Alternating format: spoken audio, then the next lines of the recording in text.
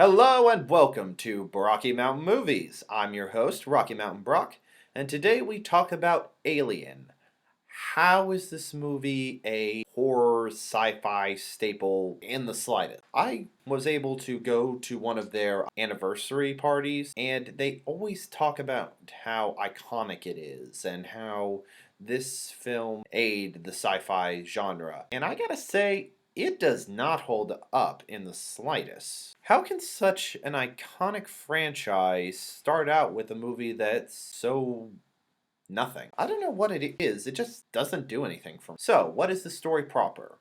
Well, after 40 minutes of people being in space, the monster actually shows up. And yeah, it takes 40 minutes for them to stumble upon anything relating a monster. In the distant future, a cargo ship and its crew are awakened by a beacon asking for help. Again, it takes the movie 40 minutes to actually get to the other spaceship to see what the heck's going on, and they find a spaceship of some dead alien race with a warning that says, "Get out. Do not come for us. Get out while you can." But on the way out, whatever's in the ship attaches one of the crew members' faces, and they have to get him back to the ship. In the alien is born in the ship, and now they have to deal with the alien on board. Knowing very little about the alien outside of the fact that he bleeds acid and has an aversion to fire,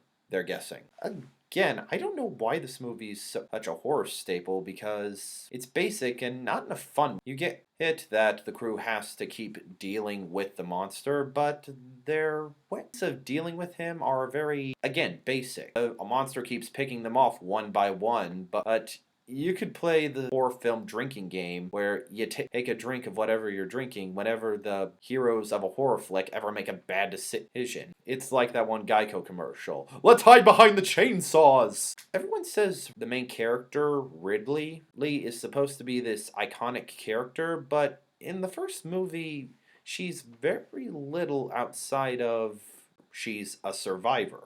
That's literally her only trait. I don't know if Aliens makes her better, because I haven't seen it yet, but as of now, I'm not impressed. I guess the best scene is the one that's the most iconic and the one everyone talks about. Maybe because, in a sense, it's the only scene in the movie where something happens. The worst part, I guess, would be the second kill, which honestly I feel is the weakest. So, final score for Alien. I have to give it a 4 and a thumbs down. I'm Rocky Mountain Brock, and God bless.